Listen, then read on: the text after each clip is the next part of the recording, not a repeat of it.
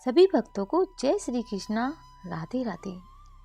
आज की यह कथा केवल एक कहानी नहीं है, यह उन सभी भक्तों के लिए चेतावनी भी है और मार्गदर्शन भी, जो यह मानते हैं कि हम तो रोज पूजा करते हैं, भगवान हमारे घर में विराजमान है, फिर भी वो अनुभूति क्यों नहीं होती। आज की यह सत्य लीला कथा है प्रीति जी के जीवन की और उनके लड्डू गोपाल की। प्रीति जी के घर में लड्डू गोपाल को विराजमान हुए पूरे 10 वर्ष हो चुके थे। 10 वर्षों तक उन्होंने सेवा भी की, भाव भी रखा और बदले में कन्हैया ने उन्हें अनगिनत अनुभूतियां दी। कभी स्वप्न में दर्शन, कभी मन की उलझनों का उत्तर, कभी बिना कहे ही समाधान। प्रीति जी को लगता था कि लड्डू गोपाल उनसे बातें करते हैं, उन्हें सुनते हैं और उन्हें समझते हैं। लेकिन भक्त तो भगवान की लीला भी अजीब ही होती है। एक समय ऐसा आया जब यह सब धीरे धीरे रुकने लगा।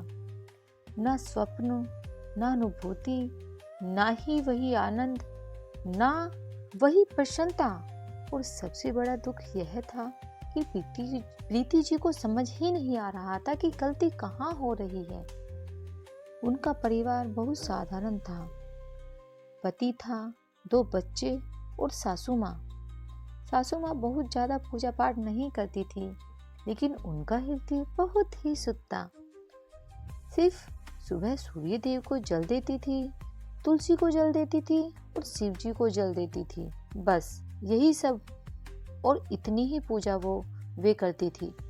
लेकिन व्यवहार ऐसा कि घर में कभी कड़वाहट नहीं होती। और दूसरी ओर प्रीति जी की पूरी तरह भक्ति में डूबी हुई प्रीति जी।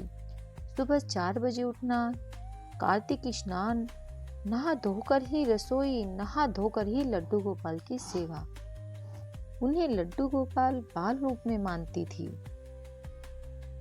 बिल्कुल बेटे की तरह। लेकिन जीवन में परिस्थितियां बदलती हैं दोस्तों। प्रीति जी बीमार पड़ी।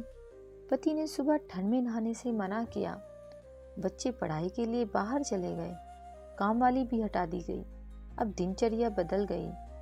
अब सुबह उठते ही पहले चाय, पति का टिफिन, घर का काम और झाड़ू पोछा और बर्तन, और फिर कभी 10:30 बजे तो कभी 11 बजे तो कभी 12 बजे लड्डू गोपाल की पूजा। और यही सबसे बड़ी भाव की चूक हो गई। प्रीति जी को यह याद ही नहीं रहा कि जिनको वो बेटा मानती हैं वो भी तो एक बालक हैं। क्या कोई माँ अपने बच्चे को 12 बजे तक भूखा रखेगी? यही प्रश्न भगवान ने एक माध्यम से उन तक पहुंचाया। शनिवार के दिन शनि मंदिर में मिलने वाली एक आंटी, भगवान का भेजा हुआ एक दूत। जब प्रीति जी ने अपनी सारी परेशानी उन्हें बताई तो उन्होंने बहुत प्रेम से कहा, भगवान पूजा से नहीं, भाव से प्रसन्न होते हैं बेटा।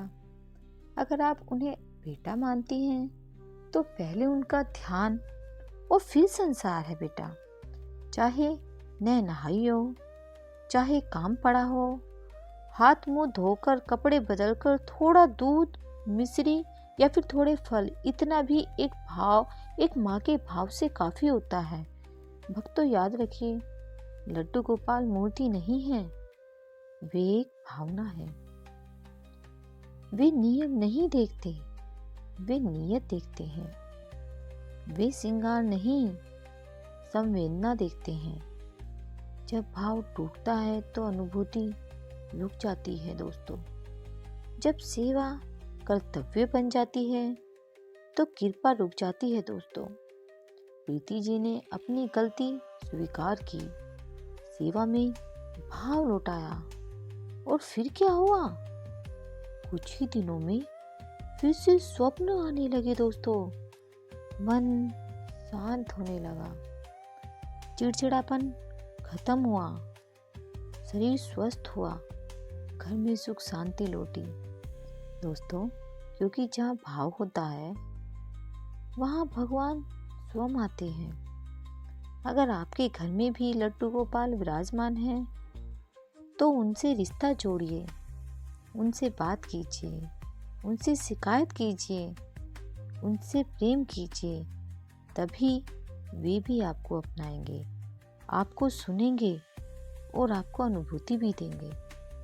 अगर यह कथा आपके दिल को थोड़ा सा भी छू गई हो तो इसे किसी ऐसे भक्त तक जरूर पहुंचाइए जो आज भगवान से दूर महसूस कर रहा है।